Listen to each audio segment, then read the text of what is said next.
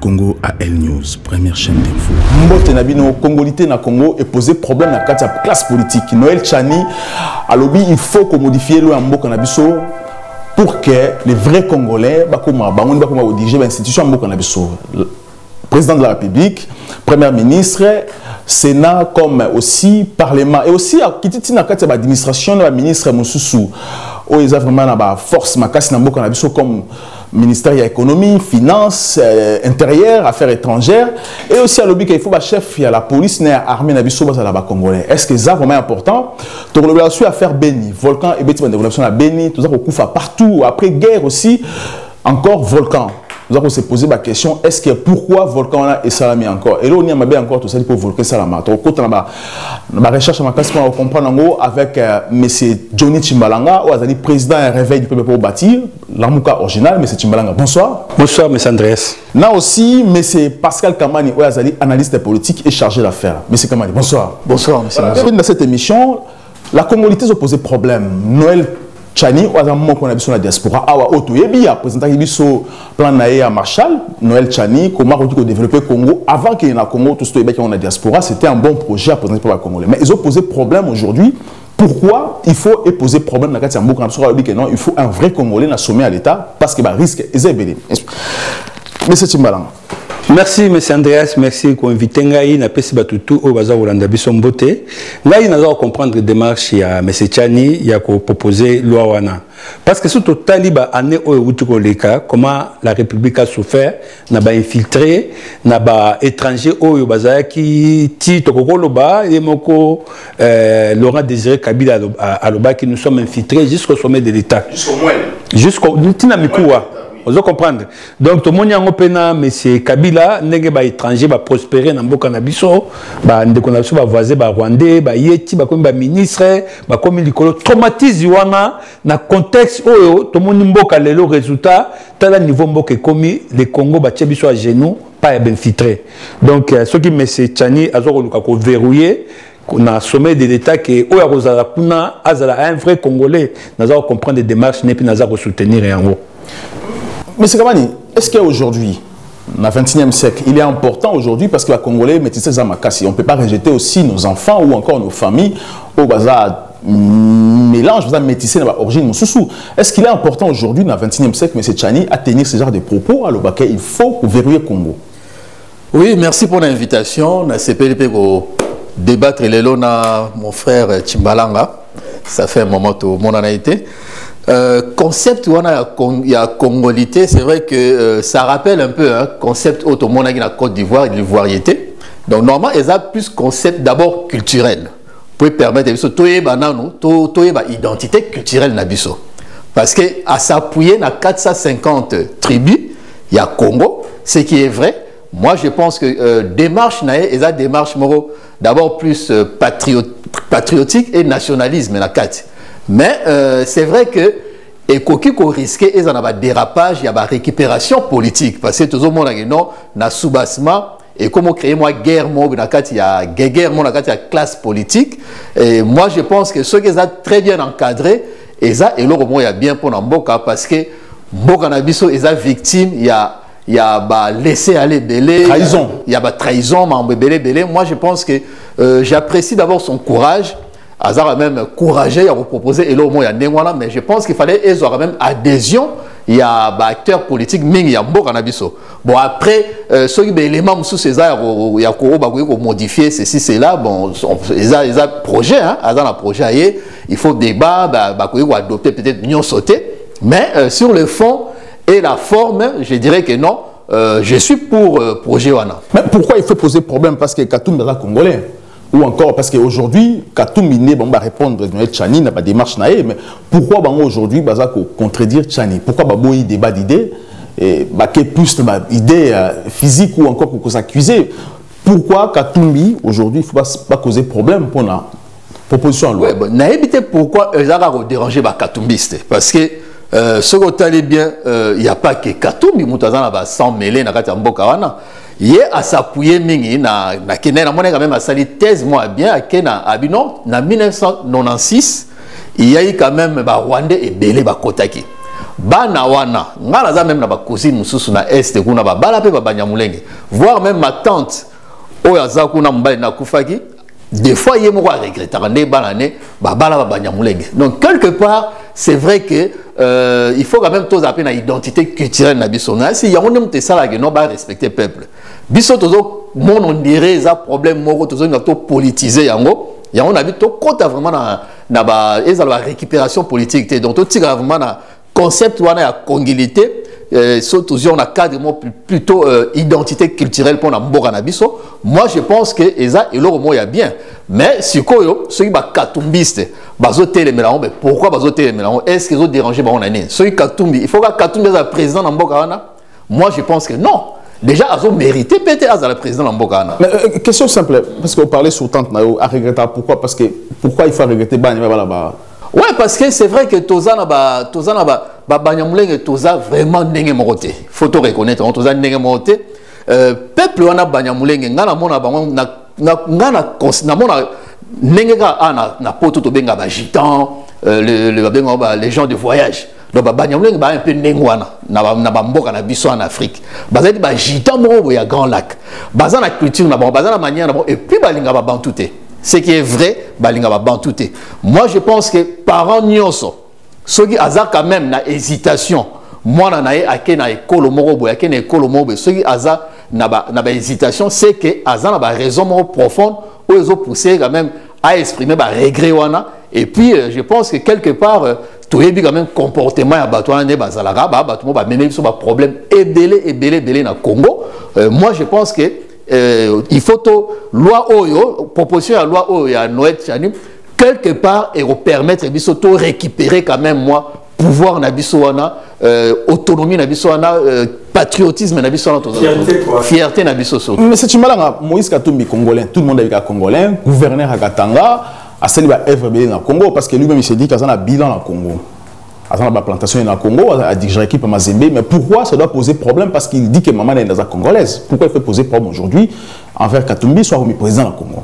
Parce que tous on s'étonnait, Bissonyoso, que M. Katumbi, la réaction naie, na ba fan naie, et comme Makamoko, et comme Bassès, Bazar au Salasiko, comme nous qu'on s'apprendre na M. Chani, donc ils ont été révélateurs. Donc, on se reproche à quelque chose. Parce que ceux qui, M. Katumbi, qui disent qu'il est un vrai Congolais, de père et de mère, je ne trouve aucune raison à condamner la loi ou proposition à loi. Parce que proposition à loi, ils ont fierté, comme je viens de dire tout à l'heure. Pays, République, ils ont traumatisé aujourd'hui. République, ils ont à genoux. Parce qu'il y a eu trop d'infiltration, trop de trahison. Au jour d'aujourd'hui, tout à fait normal, tout s'est replié.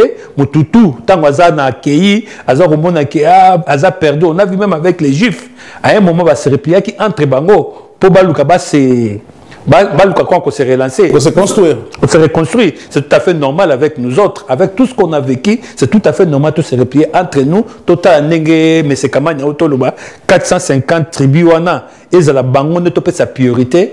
N'a pas poste, ils ont poste stratégique. Tout à fait normal. Mais c'est Katumbi. Azako télémé la proposition à loi. Donc, Yemoko, Azako s'est disqualifié. Parce que Noël Chania lobby qu'il faut abaquer la famille, payer papa, la président, alors que Katumbi n'est grandi au Congo, la famille, pays, on a IBT. C'est normal aussi à réclamer qu'il faut que le président la Congo. Est-ce que ça va poser problème soit comme président la Congo? Est-ce que Moïse Katumbi aujourd'hui sera comme président à trahir le Congo? Mais oui, on en a déjà vu dans cet exemple dans Notaki Awa, Tozaki na monsieur Mokoboye, monsieur Mario Cardozo, Azaki ancien diplomate il y a Congo, Azaki représentant d'Isaïe à l'ONU.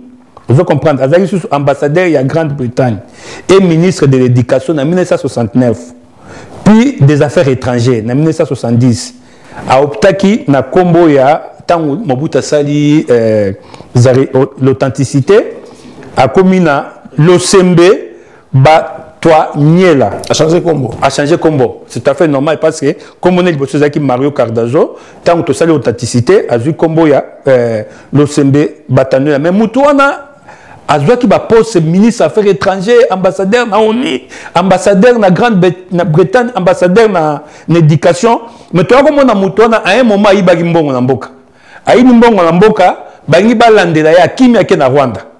tant comme na Rwanda kangiye et ngozong ça y est to ko mona muto na brandi passeport na ya portugais donc moi bazong c'est sur na Congo za quitté donc ozo mona ba loi o eza ba loi moko boye o ko pesa ba garde fou na ba poso ya minene mais za ba o te bazan ba double nationalité bazan ambigu bazo ba poste on a parce que un jour to ko mona ka un monsieur a vu poste moka moneno premier ministre au ni président sénat a sali ba dégâts à qui millions d'étrangers a brandi parce que tout le monde monsieur Katumbi awa au moment bazali na ba conflit na bango interne yena monsieur Kabila a botola ke passeport n'est plus quoi botola ki té expira ki il fallait renouveler ba boya ko renouveler yango mais monsieur Katumbi voyageait il voyageait avec quel passeport de cela veut dire que ceux qui les lois za ko boya proposition de loi pour yebi yé azana ba nationalité plusieurs nationalités donc loi o est causé problème parce que tant que vous voyager dans un passeport étranger tout cas passeport italien on toujours kaza zambien donc mutabongo ceux qui toujours les lois ont revendiqué que combattre loi o parce que lui-même il sait que loi est disqualifié parce que au sacrifier mboka na biso te pona ba caprice à un individu loi o ezali loi moko ezana intérêt général et la loi o ezali la loi pour la sûreté na biso donc pour moi je soutiens cette loi pina osenga ba congolais en tout cas o baza comprendre te tout tellement soutenir loi il faut les cas to imposer on a parlementaire et comme appeler loi moko effectif et président promulguango avant 2023 mais c'est comment Noël Channel Obiboye Asa contre-traité, les Congolais ont changé, ils ont double nationalité, ils ont nationalité. Alors, c'est une double nationalité, mais pas avec les pays voisins. Alors, si Moïse Katumbi aujourd'hui, Asa italien, ça ne pose pas de problème parce que Moïse Katumbi, est-ce qu'ils ont représenté danger dans Mboka Nabiso? Tout à fait, puisque Moïse Katumbi, il a rappelé comment Moïse Katumbi a joué. Moïse Katumbi, chapeau. Chapeau, on a CH, des fois, on a TSH. A. Yemoro Soussazoa comme ya Soriano Moïse Katumbi. À un certain moment, à une époque, Bando Benge Soussou Katumbi Moïse Dania. Ou soit Babengaye Dania Katumbi Moïse. Donc, ce côté est bien, c'est un hasard Moutoumoro Azala na changer ba identité par rapport à circonstances. Circonstances moi permettent na combo oyo et puis na carte d'identité o parce que tant que Kimara, on ça va faire naï, on ça y est, batuni bando tinele, bambongo na Katanga, ceux qui vont faire bablo naï. Il y a plusieurs identités. Soit que na Zambie a une identité msou, soit que Koto a une identité msou. Moutouabongo ba benga gaye ba prévaricateur. Donc au monde la personnalité ya Moutouana so la ni même ndenge azombongo naï, au kuta batouana ba ming na ba qualité ya voleur, aza escroc, aza fraudeur, aza canaille, aza tron. Moutouana a profité de la pauvreté à Congolais, de l'inconscience na bango, à faire croire na Batukina à millionnaire tant qu'il y a na Congo. Et pourtant, il était très endetté jusqu'au cou. Ayaki na Congo bien ou taki Congo? Tango a Kimaka, tango a Kimaka na exil, a escrocaka Kabila le père, a pesara mbongo. À l'époque, Kabila le père a na obabing ba cantine populaire. Yé ba pesara mbongo pour na asomba pour na ba vivre frais, na ba arme. Akima na mbongo et Kabila le père tango nga kangisaye akima yango akeneko se réfugié na Zambie akobara zambien ayoba la mona Chuluba tout ça ceci c'est là tango kuna Chibala Chuluba et Kiluba nani président Chuluba et Alongwe akimi ayo en Afrique du Sud ayeko négocier le tango les fils a eu pouvoir pour na azonga na Congo mais tango nga azonga na Congo mutu moko mutade saka mbongo amela pe mutu mbongo za zambien comme on est Paul Steele. Aïbi Moutouango bien yé Moutazula avion, jet privé, mais Maraïti na kin, Kabila Yambié, après Ayokene Katanga. Donc, moi je pense que Aza Moutoumoro Azo méritait même pas cause de la nationalité congolaise. Azo méritait même pas. Parce que ce hôtel même chef d'entreprise ou homme d'affaires, jamais au monde à Moïse Katumbi a proposé un chiffre d'affaires. Parce que chiffre d'affaires n'est pas non, Mouto a tegagi boye, activité naïe. Nané à vendre boye, à fouti batou boye, ben important. Tout ce qui est dépenses entre tout, ils ont un chiffre d'affaires. Est-ce qu'ils ont fait ça? Avec ça, batou bilan et l'entreprise. L'État est capable, l'État aussi avoir un chiffre d'affaires. Qu'on affiche les fiches d'affaires. Non, mais en tant que chef d'affaires, il y a ça là à faire quand même. Libanda, Zambie, Nenga Lobaka, Afrique du Sud, Abanda, Banda, ceci, c'est là. Donc il faut là que ça exemple, un bon chef d'entreprise, au Azana Katia va faire, à ça là mondialement. Il faut un chiffre d'affaires il faut un bilan, il faut un résultat comptable. Koyeba, ceux qui ont un net bénéfice ou négatif. Moi, je pense que l'élément déjà, ils ont l'accès. Non, mon toit sérieux ou à sérieux. Mais je pense qu'on a affaire à un escroc, Moïse Aouego, dirigé Congo. Je soutiens loi Oyo, il y a Noël Tchani, parce que dans le bien que Nabino, ils ont valorisé l'identité culturelle Nabiso. Parce que ton côté, on a défaut d'acculturation. Donc, bon, culture, il y a batum sous. Oh, il faut que zone avant la identité Nabiso. Et qu'on permette de se toyer, qu'on s'arrête même moi.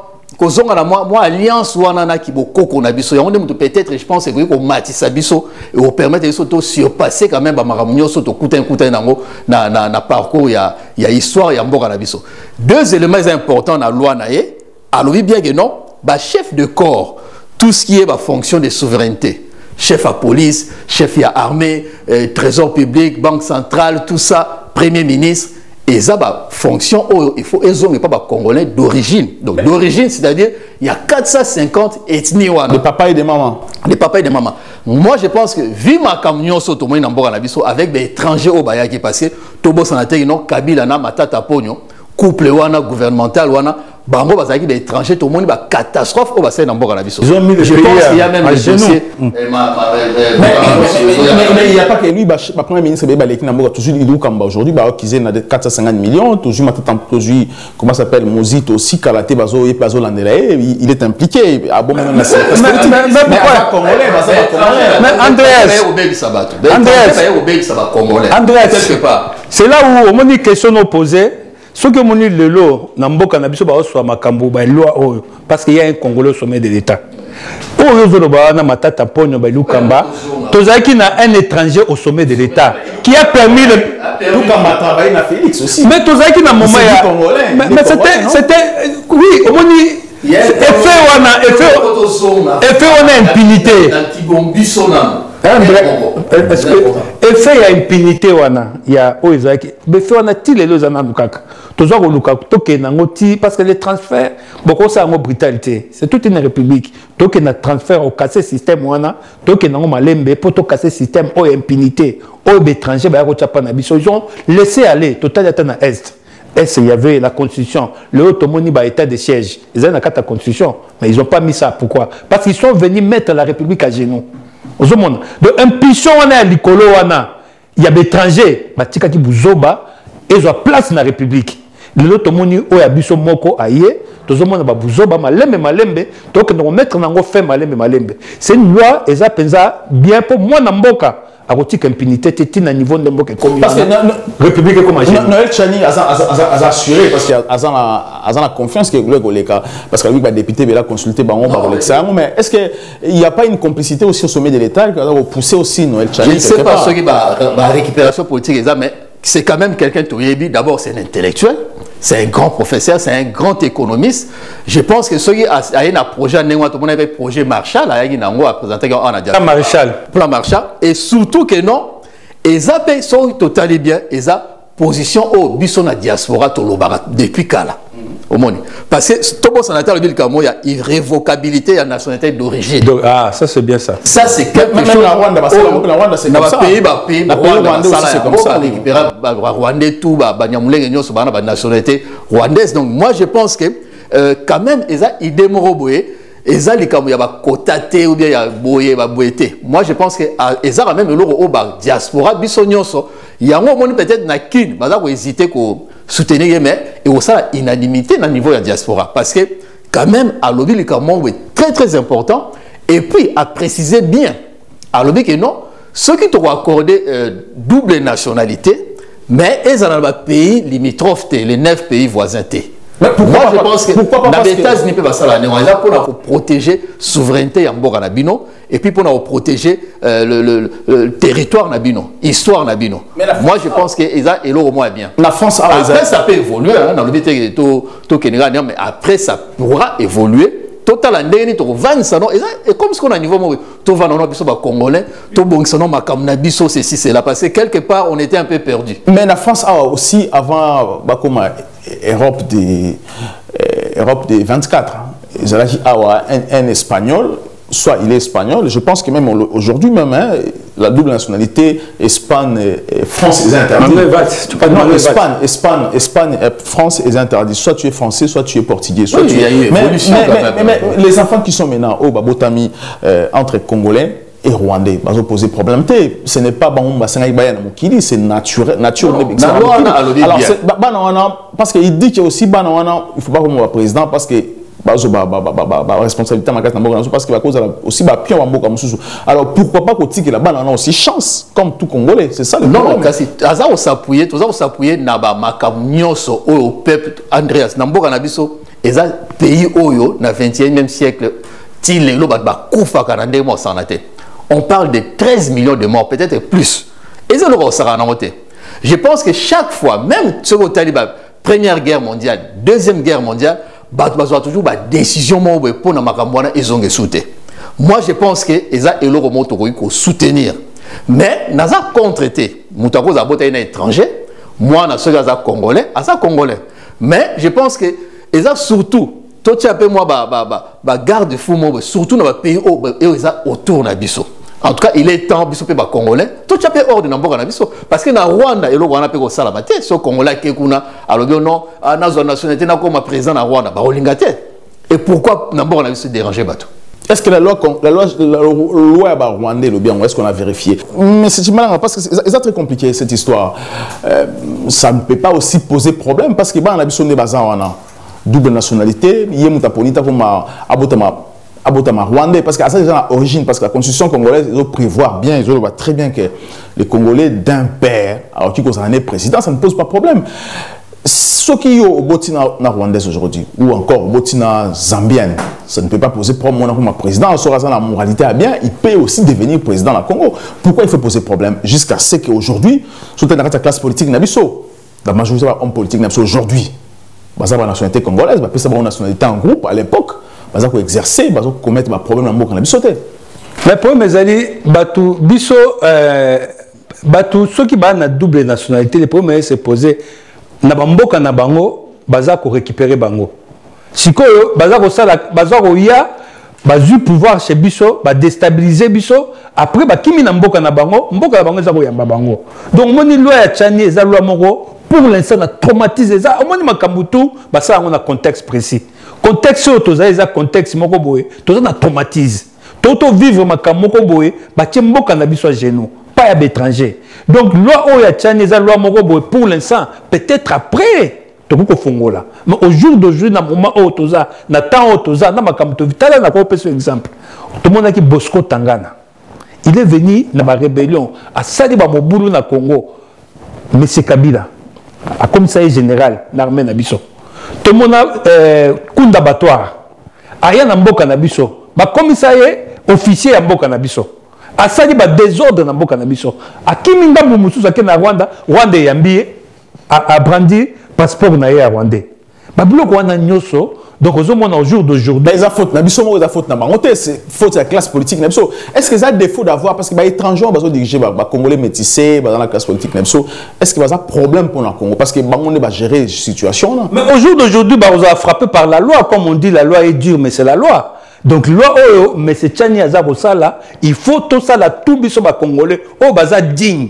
Bah vrai patriote en tout cas loi photos asima nango biso tout photos asima tchani na moment toza pour tout verrouiller tout le canal biso moko total tout tombola mboka na biso ça fait beaucoup d'années mboka na biso on a toutes les richesses du monde ba pays tout on a besoin de convoitiser biso ils font des complots pour déstabiliser mboka na biso et ils sont en train de se reconstruire tout le monde le Rwanda comme premier producteur il y a ba coltan tout ça là aux hommes la bloc on a tout et ont laxaké passivité moko ezali qui na sommet de l'état l'autre jour moko ya biso azawana en tout cas to senga na président de la république Azrape Simaya Tchani a favorisé loi oyo et les cas pour to verrouiller na to se replier nanu totala nanu bande konaso bazo kufanzala tala peuple ndazali ta niveau to komi ya bassesse niveau ya nzala niveau ya famine tout ça là parce qu'il y a un complot à l'étranger et bande na pays wana voisin au-delà la bango baza ko utiliser bango kaka. Au-delà de la communauté internationale, ils ne veulent pas voir les Congo est un pays à droit. Alors nous n'allons pas le laisser faire. La loi va permettre que malem ça droit dans mboka na biso moko tozana ba poste ezali ba poste tout le monde a total na Rwandais comment ils vont verrouiller la constitution là-bas. C'est tout un article na bango 7 ya constitution na bango. Article 7 ya constitution na bango, eza ko pesa, on dirait baza ko tinda ba émissaire. Ya ba Rwandais ba kende libanda. Et ça buzoba. Bon que ça buzoba kuna. Après boya buzoba to protéger bino. Article 7 dans le. Article 7 elobi Rwandais nyoso o abima. Elobi na depuis 1959. Sur le temps depuis 1959, vous avez dit tant oyo il y a colonisation. Ba touti ba kimaka ba yara pa na biso. Et puis ba ça yango ti na 94. 94. Donc ba Rwandais tout oyo ba bima na Rwanda ba kenda libanda ngoto ba plus Congo hein, parce que c'est là la facilité. Oyo ba kenda on buta comme ça bango ba congolais, après ça bango passeport. Mais pour na ba Rwandais on dirait bazaki ba agent oyo ba tindaki chez biso. Ba ko sala musala ko déstabiliser biso ti lelo to moni lelo ti ba ko kuma tinda sommet de l'état. Ba banda yango depuis 1959. On va prévoir loi moko oh ils allaient quoi aménager bango bokende ko sala mission, vous serez récompensé quand vous allez faire votre mission. Et si vous allez vous récupérer passeport nabino. Donc bloc à botoro on dit mayangote, yango ba loi ya tchani, eza ba loi moko eza ba loi moko malamu parce que biso a verrouiller double nationalité, ba verrouiller ba Congolais na étranger ba passeport. Non mais tchani a proposé la loi na que est-ce que ça danger le fait au bois ba Congolais na double nationalité ça danger? Non pour l'instant ali fuite ya ressources humaines hein, toza na ressources humaines omoni ba régime eleki na mboka na biso toza na ba régime Mobutu dictatorial, toza un régime infiltré, beaucoup de Congolais ba kenda libanda bazwa batanga ba classe bazwa ba nationalité eza ba réalité otokuti ba libanda faut to pesa bato na tout possibilité ba récupérer passeport na bango ba perdre passeport na bango congolais mais oya ba étranger pour l'instant comme eux ils sont on est en train de les manipuler tout verrouiller en non après ce n'est pas discriminatoire c'est juste on met de l'ordre dans la maison. Tout est en ordre dans le et après, on va ouvrir peut-être trop tard comment émanciper, comment mûrir encore davantage, qu'on peut s'avantage na discriminer, mais pour l'instant, loi ils ont discriminatoire, la loi ils ont frappé pour un peu d'ordre. Mais c'est comment tout fond liboké parce que tout fond l'empoqué comme on dit, tout quand on la vérité.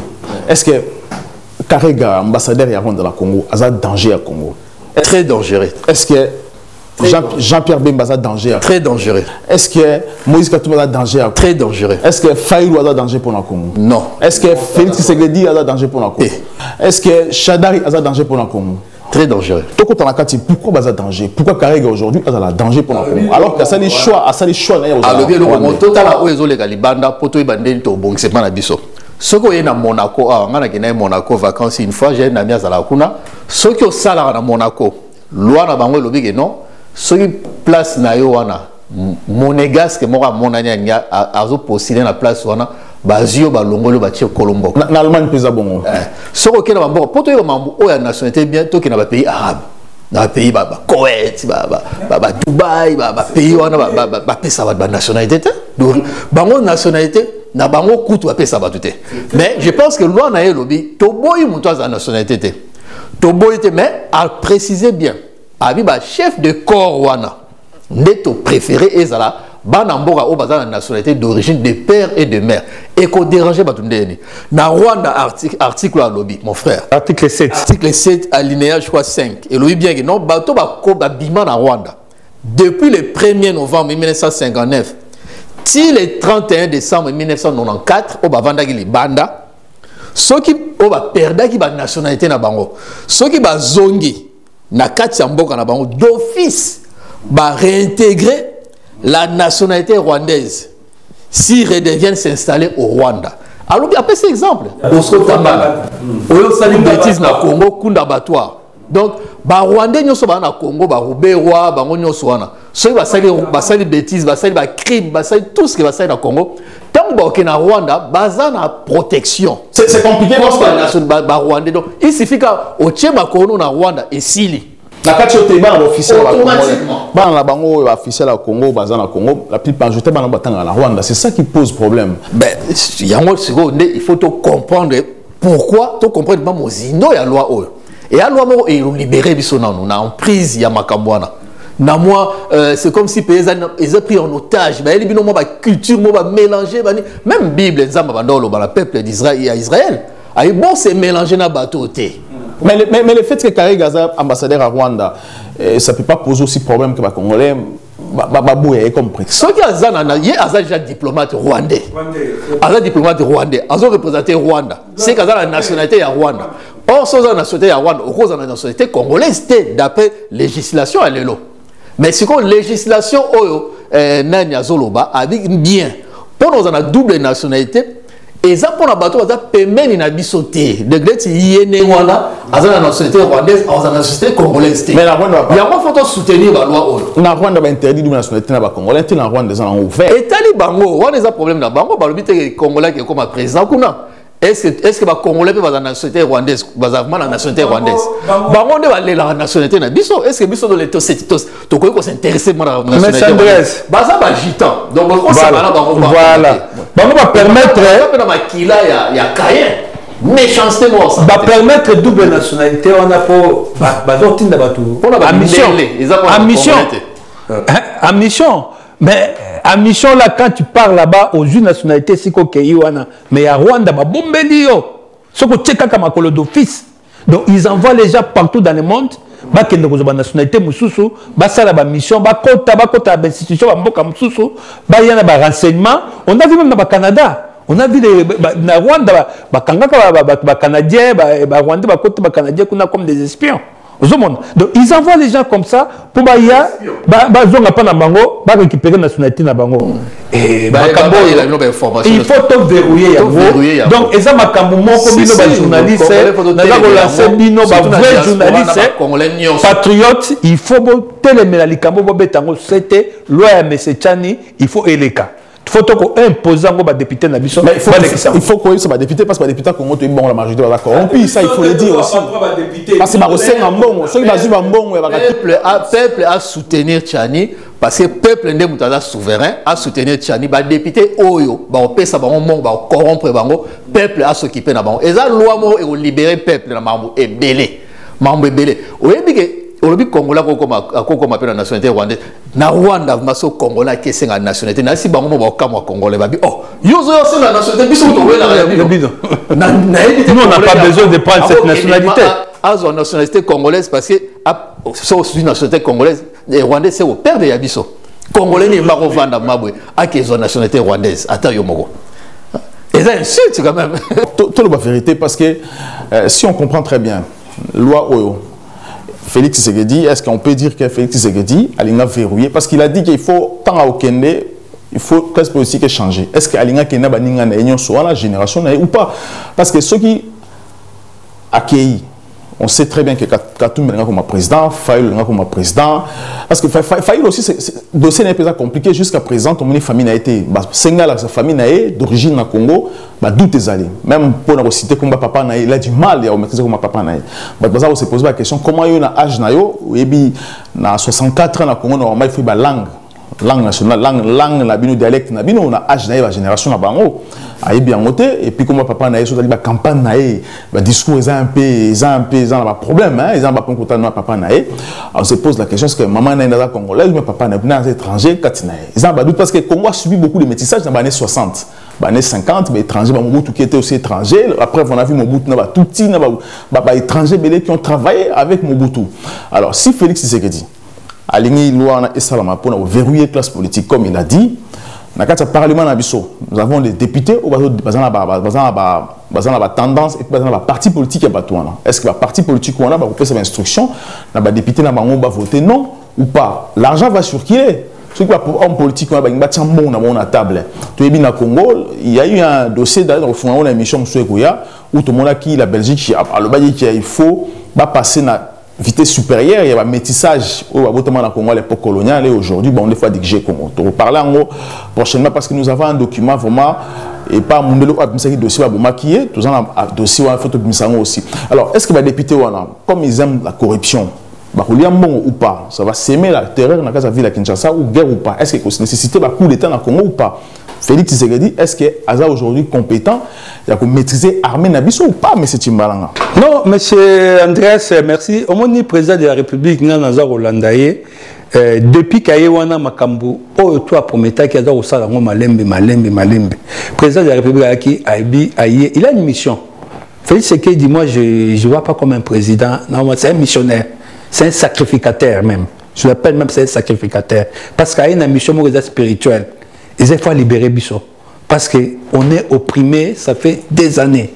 Depuis l'indépendance déjà, on a Bisso, tu as eu l'indépendance en haut. Tu as eu l'indépendance en haut, tu as eu palper pour on a Bisso, tu as eu donc au jour d'aujourd'hui, tu as comme une ère, il y a libération, il y a peuple congolais. Donc le président Félix, ce que tu as même proposé à propos missionique. Donc il y a un lobby, il y a renouveler classe politique. Tout le monde a un gouvernement. 80% du gouvernement, bah toi sika. Bah il faut le dire. Mais la majorité bah mibi pour bah toi sika. Bah tendance. Non. Toi na 80 tendance c'est ça. On dit Andreas on peut pas tu peux créer bah toi sika dans la République té. Yo pas sika yo za mutasika. Naza mutasika mais oui, tout ça on va passer. On le met dans capitale avec libérer Mboka. Oui, mais il faut libérer les aveugles. Bien sûr. Mais pourquoi tu as pourquoi seulement ce sont les mêmes? Ce que je dis, côté le gouvernement, ils ont côté Mibi, mettre en Mibi aussi. Ça, il faut le dire. Mais je suis d'accord avec toi. Le problème qui est tout ces gens. Tout ça, d'accord. Le leadership, ce sont des volets. Mais le président, il a cette mission sur le influencé. Sur le président, il a contenir c'est sa mission. Yo monde batouana nyos baza ba obimisa mito président 150 millions 650 millions et bungi parce que na biso toujours tozana esprit on moni ba séquelle il y a impunité ils a toujours nan yango moi je demande au président moi dose ya autorité il faut maxation moi dose mais ndenge moko aza au mona akoke nango brutalement mais il faut doser mata parce que bat o tout ba ibaki mbongo wana ya l'état il faut mbongo ezonga bazokanga bango toza ko mona mbongo ezozonga te. À un moment, ça pose un problème. Mais ils ont mérité peine de mort ou pas? Parce que ceux qui vont un jour, on va pouvoir libre, il y a encore aux affaires. Oh, mais nous sommes là. La peine de mort existe dans le Congo. Oui, peine de mort. Moïse va appliquer, parce que vous parlez sur la spiritualité, je peux dire que non, que tuer ce n'est pas bien, mais Moïse aussi, la loi, Salomon, va appliquer la loi, il y a la constitution, on peut gérer. Mais ça, c'est la loi. La loi, même, il y a tout ça qui est loi. Nous avons vu Jésus payer qui pas, parce que c'est ça qui est loi. Vous comprenez, ce qui est loi est bimi, loi parlementaire, loi, il faut, qui est comme une trahison, parce que peine de mort est à un niveau pays à trahison, est à un niveau il y a peine civilité est à un niveau il y a trahison. Mais tu vas mettre Kabila, mais c'est Kabila il mérite pas peine de mort. Il va gouverner aussi. Mais c'est Kabila il va vice-président aussi. Ils ont géré. Oui, bien sûr la crise politique, la guerre en Moko va faire ça aussi. Quand on Andreas, ma condition on a une pour bloc on était s'appliquer mais aujourd'hui ces gens là ils sont des gens qui sont des bazana bambongo, bazana banin, il faut qu'on affaiblir bango. On fait d'abord même à Kamutu il y a un travail au préalable. Travail préalable, il faut que nous tout ça travail préalable, que tu as des conditions, où la loi wana batouana, ba okokatsu souté, que ceux qui balobi que yo bakangi yo, akoko même pas que tout le monde a le matata pogno. On verra matata pogno devant là-bas. Pourquoi aujourd'hui matata pogno ira devant là-bas? Parce que nous avons un digne fils au sommet de l'État. Mais parce que nous avons un digne fils. Au moment où la loi a tchani, pourquoi les autres vont soutenir en haut? Pour toi, on a mon co abisso à la sommet de l'État. Tu comme on a les criminels, nous sommes barouberois, bazar tout soutien. Tous ces gens, tous ces étrangers vont prospérer. C'est clipsé. Pourquoi c'est clipsé? Parce que tu comme une ère ce koyo, il y a moins d'amboka. Il y a moins de loi au moins la source étranger. C'est les Congolais qui vont prendre la place. Mais là, on peut voter la loi, mais ceux qui vont mettre en l'application, c'est difficile. Pour mettre en application, il faut que vous aussi vous engagez. Côté que la famille, criminel, on a placé. Mais oui, mais c'est comment Naniga Rossa l'a fait. Aningo s'engager. Moi, je l'encourage. Nous devons nous engager. Au moins, le problème, il y a la loi à Tchani. Et pourquoi on a bloqué les lois? Pourquoi les parlementaires, il y a beaucoup d'étrangers dans le Parlement. Moi, je propose à M. Tchani, même dans le parlementaire, il faut baser là des pères et des mères congolais. Va voter. Ah mais oui, s'il faut aller jusque là. Je pense que biso to lobara likamo to sala ba débat minga ngana zalara pour ba dissoudre normal assemblée wana. Na bari non, assemblée auto ko pesa ba confiance té. Le président Félix Tshisekedi bon, peut-être à kendaki na stratégie na kenon na bango, ceux qui a réussir et vous allez bien. Ceux qui a réussir té, soit réussir ko doser batouana té. Et vous allez la perte de temps parce que tout le monde par exemple na Russie URSS à l'époque il y avait un dictateur Staline il y avait le culte à personnalité et où t'es pas Moutouana Moutou a été remplacé comme Nikita Khrouchtchev à Salayenene. Entre 1900, parce que c'est Staline a Salagi presque 13 ans, 12 ans à pouvoir, a régné entre 1941 et 1953. Tant que Nikita a été remplacé en 1954, à Salagi 10 ans. Dans 10 ans, à Takaka Likamouya, politique, il y a déstalinisation. Donc, à l'eau, il y a esprit, il y a culte, il y a personnalité. À Salagi 10 ans. Et là, on a Bandagi Alboso, il parti de communiste. Parce que vous avez travaillé ensemble dans le parti communiste chinois. À Kassai, non lien. Abiba chinois, bino botika, pas bino. Biso peut parti communiste selon Biso. Ça a toujours quelque chose. Ça a toujours rupture. Moi, je pense que le président Félix Tshisekedi, il fallait ça la rupture dans Nengwana d'une façon, de rupture politique sur tous les plans, dans le système wana. Il fallait que Nengwana batouana au dissous parce qu'il avait tout le pouvoir. Même les lois au Salango, ceux qui sont parlementaires, on a tout. Et puis, tout le va bien, ils ont parlement à temps partiel. Seul parlementaire dans le monde, on va travailler à 6 mois, mais ils ont un salaire belé. Si on compare par parlementaire, il y a Maroc, ils travaillent sur 9 mois, mais ils ont touché sur $3,000. Mais eux, ils ont 9 000, 15 000, et puis chaque fois, les Cambodgiens, ceux qui votent, ils ont mais ceux qui totalement bien. Mais justement, parce que ce qui se passe aujourd'hui, parce que ça dossier n'a pas. Pour voter loi, pour interpréter ministre, ils ont préféré athée.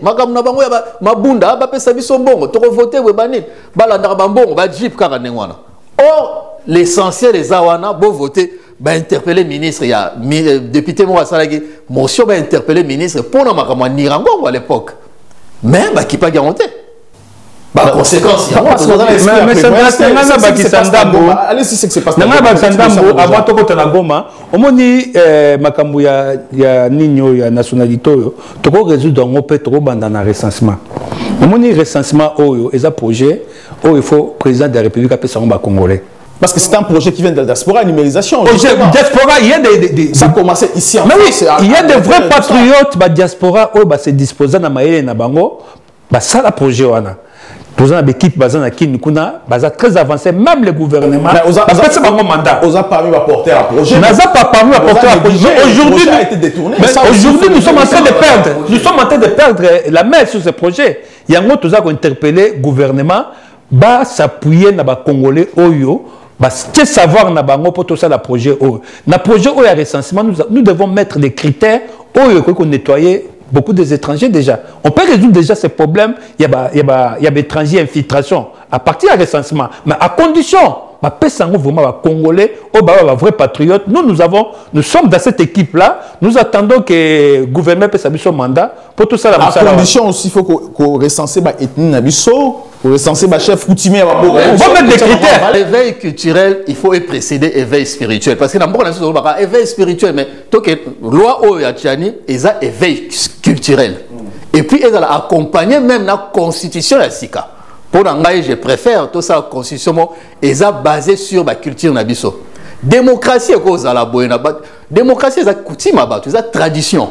Oui, dans le Belgique, on a deux démocraties. Selon la langue, le flamand et le wallon. On a deux démocraties, elles sont basées sur culture, sur langue. Je pense que l'éveil culturel, il faut précéder l'éveil spirituel, ne va passer à n'importe où. Loi, je pense que non, et permet de retrouver un peu l'identité culturelle. Et puis, elles ont accompagné la constitution, elles ont répondre à la culture et à Mboka Nabiso. Alors, parce que tu comprends un peu, faille à Mboka Nabiso, problème, autant on va parler. Parce que normalement, aujourd'hui, dans Mboka Nabiso, tu vivras en badon, on a aide. En principe, c'est un pays qui est riche dans le monde entier aujourd'hui. C'est le pays le plus riche. On va surprendre Bino. J'ai suivi le documentaire Moko Awa. En Europe, il y a la télévision française, il faut bientôt que les insectes. Tous les Européens critiquent les Arabes, les Africains, tous les insectes. Les Arabes, tous les Nyamazamba, les insectes, tous les humains, mais aujourd'hui, d'ici 30 à 40 ans, 50 ans, mais sous l'Europe, vous allez presque pas. Il faut maintenant tout le monde aller à insectes parce que là on va publicité. Alors on va le dire que réserve mondiale à monnaie des insectes dans le Congo. Donc l'Europe, le monde entier aujourd'hui, va créer guerre sur les insectes pour nous en Congo. D'ici 30 ans, guerre contre les Congos et les insectes. Alors, tous ceux qui vivent là-bas, alors pourquoi cette affaire, il y a Goma, Niragongo aujourd'hui, tous sont incapables de résoudre. Pourquoi tout ça peut arriver? Alors qu'est-ce qu'il faut faire pour que tout arrive? Alors quelles sont les failles au Parlement Nabiso et puis hommes politiques Nabiso pour qu'aujourd'hui nous vivions là-bas? Aide, mais c'est comment? Merci, M. Andreas. C'est vrai que ça dossier, ça fait mal. Mboka Nabiso, tous en habitude, ils allaient dire, ah, RSA, revenu de solidarité active, au Bafuta, on a difficulté. Et normalement, pendant 1 an, pour Moutou à trouver quelque chose, à retrouver Moussala, à une réinsertion professionnelle. Mais Bisso, c'est comme si ils allaient libérer là. Parce que ce qu'on allait bien, dossier à OVG, Oyo, au Talagé, non. Car attends, Banque mondiale a tiki des désordres de côté. Il n'y a pas que ça. Ils ont l'entreprise, INES, Institut national des statistiques. Oh, voire même Banque mondiale de Tongele, au bâtiment, tout ça, équipé, tout. Bon, Tigali va détourner et continuer mon boulot. Programme, il y a renforcement, il y a capacité, il y a il y a eu aussi problème, moi aussi, il y a Metelsat, où ils ont la télédétection par satellite pour il y a orage, tout ça. Ils allaient financés par l'Union européenne. Biloko Union sont financés par Bamindele. Ceux qui battent problème. Et Koufi. Oh, l'alertage que non, plus torrentiel et tomber dans plus diluvienne. Et au s'abattre dans le Congo, Bamikolegoya. Il y a un moment de catastrophe et ça la makiwana. Alertage qui battent. Mais bateau qui parle pas pété. Tous en habitude mabé même ceux qui ba ebisi bino bo qui pété. Ceux qui voyez que non et lo kwana Banque mondiale mutu a pesarabi songo et ça provisoire. Il y a eu un problème il y a pas poubelle na ville à Kinshasa. Union européenne a bandé au soutenir. Voire même na prison. Bambon bando pesa pour na prisonnier bando komaté. Tant ba yo découvrir que mboko ko maraté ba kati ba prisonnier les lots bali raté tout ça ceci c'est là. Moi je pense qu'il faut vraiment anti-valeur wana. Il y a 3 éléments dans eloko eza ba fait ou le lot moni suko ba conséquences eza ba cause eza pena bilan catastrophique. Ba cause eza nini ba bi que non Banque mondiale a kataki ba aide ou abane ko apporter na OVG eza observatoire volcanique ce qui parle de la surveillance il y a un volcan na Goma. Banque mondiale a kati ba don en août l'année dernière s'est retrouvé sans ressources. Or dans l'entretemps on parle des impayés. Il y a bateau qui doit travailler parce que les chercheurs il faut qu'on mette bango le colo il y a volcan mais je rappelle qu'il y a un chercheur aussi carburant un chercheur parce qu'à nous des volcans il fait ça aussi. Ouais. Allez-y. Carburant et zalagete moyen à Kendekuna et zalagete. On parle aussi des emplois fictifs parce que sur les 300 personnes où il fallait foutre il y a salaire, il y a qu'une cinquantaine au bazar opérationnel sur le terrain. N'a problème il y a internet. Comment tu peux se retrouver dans Boramobé facture il y a $10 000 ça il rappel ti ba yeko kata beaucoup na niveau ba kati bino. Or danger les années et ça volcan moroboé oyo je m'excuse na sala qui un peu moins étude mot sur ça et là volcan ou bien volcan Niragongo est visif. Pourquoi est visif? Parce que et ça na un cartel il y a édifice wana donc ils allaient moi vase moroboé vase wana sikoyo na kati eza na mai wana ou lac wana parce que dangerosité eza nini soki bozo surveiller ngote tant mai wana e tomboka e bimi na moto wana lave wana yango nde mutu écoulé donc dangerosité il fallait pas surveiller ngo tout le temps parce que na 2002 et ça déjà dégâts ya kosaranaté 2002 ça fait 250 tués voire même après Erickson wana Mboka ya Goma tout ça ils ont toujours na secousse tout ça il y a aussi interface au bazo na la Kivu parce que la Kivu ils ont na glace na sous profond ils ont la gaz ils ont na réserve il y a une cinquantaine de milliards de mètres cubes il y a gaz il y a méthane et puis ils ont 100 et quelques milliards de réserves de mètres cubes, il y a gaz où ils ont la CO2. Donc, ce qui nous sont est explosé et aux catastrophes, moi, on a voire même dans le Congo, Karaté, na Rwanda. Donc, je pense que tant que nous avons une classe politique ou oyo, et cette classe politique maudite, bah tu vas qu'un sondier aux okosa.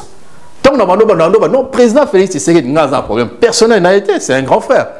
Tant que nous avons non, au coquille qu'on t'a mon na bateau té. Bateau na ye au bazar autour na ye bazo kosaye. Au coquille qu'on t'a mon na bateau té, qu'on va na bateau té, qu'on lit na bateau té, bazar bateau bazar na malédiction. Allez-y, monsieur Tchimbalanga. Donc, sur ce dossier, il y a éruption à Nirangogo. Nous avons pas compatir envers Ndekunabiso, au Bazalelo, dans la situation vraiment, Tiki Bandaku, Bandaku n'a détruite. Parce qu'il y a 280 000 enfants déplacés. Oui, il y a même 5 000. Il y a 5 000 personnes ayant perdu leur foyer. 5 000. C'est énorme. Où l'État congolais aujourd'hui a la capacité. Tous en a 32 morts. Tous en a 32 morts. Tous en compatis. Tous en fait mes condoléances à ma famille sur la perte de Bandeko na Bango. En tout cas, tous en. Villages brûlés. 10 villages. 17 villages. 10 villes évacuées sur 18. Il y a Goma. Par rapport au gouverneur ou militaire, à PSA qui a évacué qui 10 villes. En tout cas, tous ont de cœur avec Bango, tous ont soutenu Bango. Il y a 32 morts, hein? 32 morts. 30, oui, 32 morts, oui. Au-delà, il y a Sangwamawao, il y a Pasco, tous ont ils ont se posé problème, il y a responsabilité. Donc, il faut tous en la culture, il y a résultat. Au cours de la tête qui va payer sur responsabilité, au vendi déficit mogoza, au vendi na yope, au tiki na yo, ti et comme à un niveau boye, poto la muka, tout le la muka, bah déguer ses salami. C'est pas possible. Il y a en tout cas, bah dirigeant nabiso, bah konzi nabiso, il faut baser l'exigence envers bah tout nyoso baser bah responsabilité, pour baser la culture il y a résultat. Le que je comme nabiso car manque de responsabilité. Manque de responsabilité. Donc, biso va congolais, il faut pas payer ceux qui vont financer makamna biso ou makamna za au marché. Parce que ceux qui vont payer batiki makamna koufi. Parce que biso va congolais. C'est pas possible. Biso va congolais tous aveugle. On n'est pas tous aveugles. Tous aveugles, tous la sentiment. On n'est pas tous aveugles. Tous la peine la culture peut y avoir fouta gabatou. Balingi ko fouta batouté. Mais qui ne veut pas payer les gens? C'est l'État qui va payer. Le problème, c'est ça pour y avoir sur technicien, ouvrier, infirmier, fouta ambienté, électricien, mécanicien, tous ces gens-là, on ne va tomber la ramboka. Toi, ceux qui vont fouta bangoté, bozo tika bangoka ndengwana, bino bonibo se servir na richesse en boka, on a dit une façon, enrichissement illicite. Mais pour abandonner Mboka. Non, mais c'est Kamani. Oui, mais c'est Kamani. N'a d'accord, il faut beaucoup de Tagabatou, il faut que ça là-bas. N'a d'accord, n'a ôté d'un point au lobby. Il y a un bêta que le président Félix, il ne fallait pas travailler dans Batouana. Le président Félix a créé Batouasikate. Ça, il faut qu'on se rende à un raisonnement. C'est toute une république. Tout ce que le président de la République est comme ces dictateurs. Le président Félix a joué à R. Moko Yassika, aux alliés R et État de droit. Alors, au tika mututu à côté d'Anzela. Moi, nous avons encouragé à matissa deux autorités. Ça, oui. Deux autorités, ça veut dire que exigence et résultat. Aux la responsabilité, il faut résulter. À vous, il y a des fonctionnaires. Mais ça, on a déjà. Tout est en impunité. Les gens sont habitués à ça. Le président a choix à dissoudre à ça. Parce que.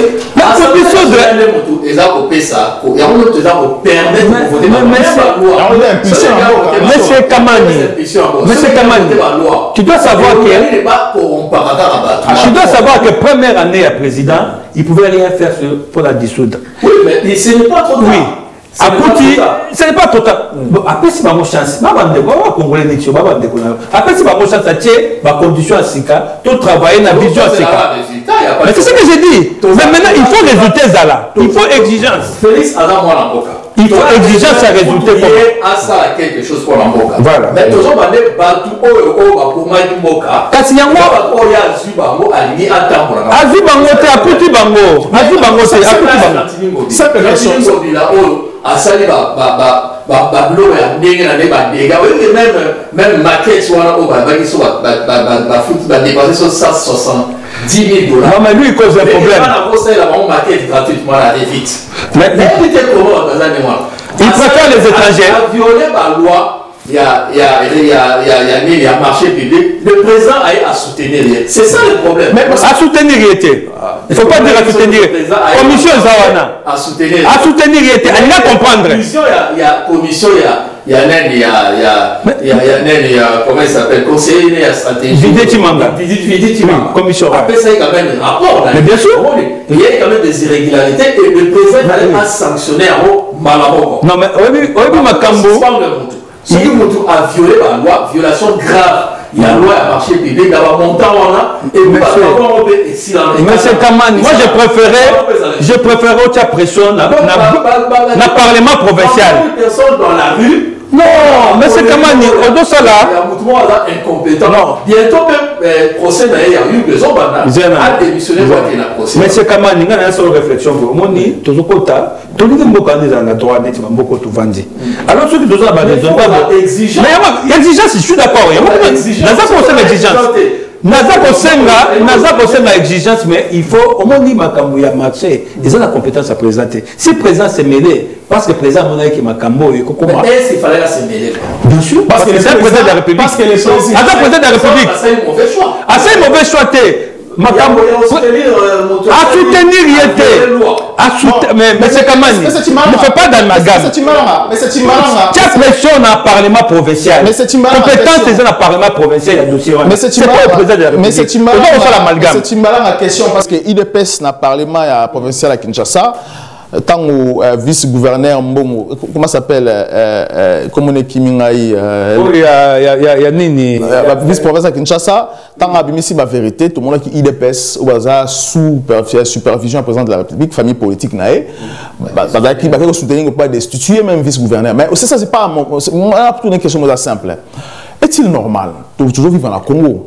Tout le monde a député, va proposer la loi pour l'intérêt des Congolais. Ce qu'il fait aujourd'hui, tout le monde a des individus comme Bachani aussi, comme peut-être vous et moi, va proposer la place à député.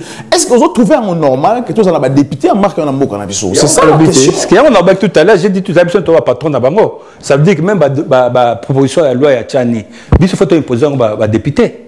À chaque fois, on impose des députés, ils nous écoutent. À chaque fois, mais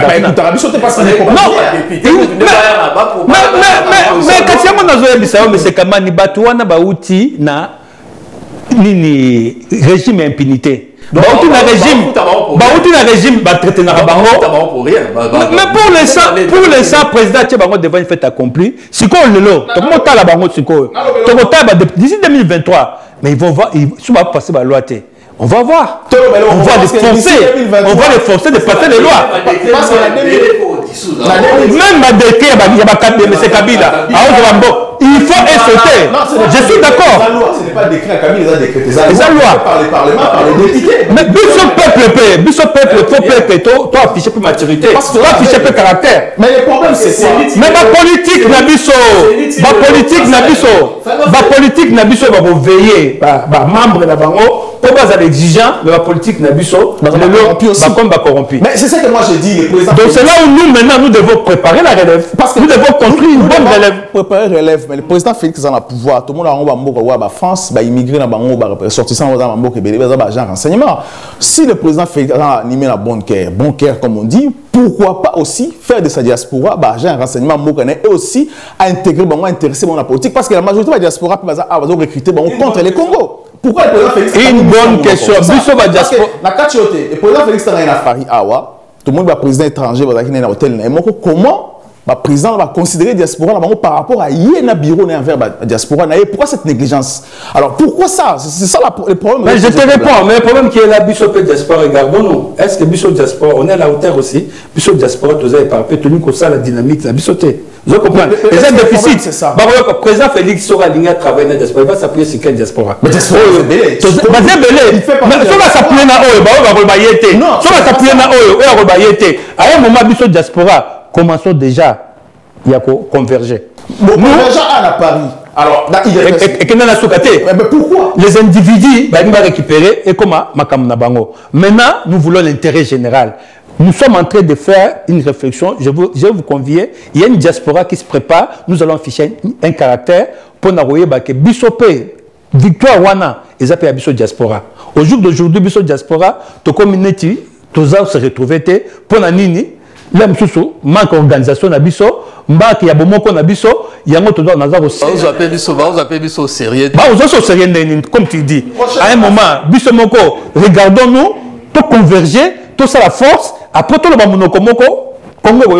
Prochainement dans cette émission, tu vas parler aussi sur la diaspora parce que ça privé biso l'élection, balingi tous la candidater et aussi dans le dialogue tout ça dans le Congo balingi biso té. Na loba ngo bandaka la ba politicien on diriger Congo baza mibi et puis ba étranger c'est vrai parce que balingi converger comme on dit na diaspora té. Pourquoi même que diaspora ils ont la compétence mais ba présenter biso diaspora le kuta au baza. Comment diaboliser biso? Diaspora awa na poto. Na moni ces messieurs là c'est qui de passer c'est qui? Si c'est Chatumba hausser la voix que le président s'en passé dans la diaspora, c'est de la folie. Voilà, donc comme je dis que ça faut séparer, ça faut imposer sur la faux diaspora au bazar en alors que le vrai au bazar chef d'entreprise va travailler, va responsable et aussi bazar intégré, la bonne moralité, comment dire, bonne moralité.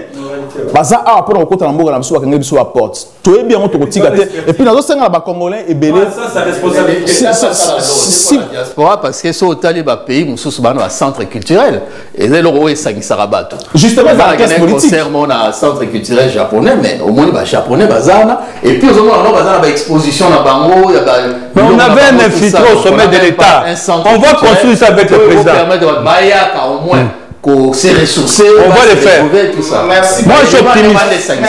Je suis optimiste, on va le faire.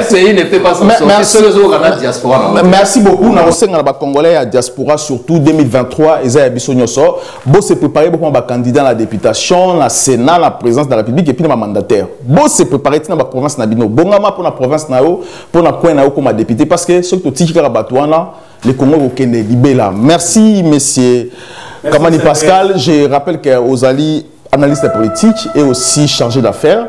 Merci aussi à M. Chimbalanga Johnny. Je rappelle qu'Ozali, président Réveil Peuple pour bâtir la Mouka originale. Merci d'avoir ovalandé cette émission. Je vous demanderai de vous abonner et de vous partager. À très bientôt. Les Congo AL News, première chaîne d'info.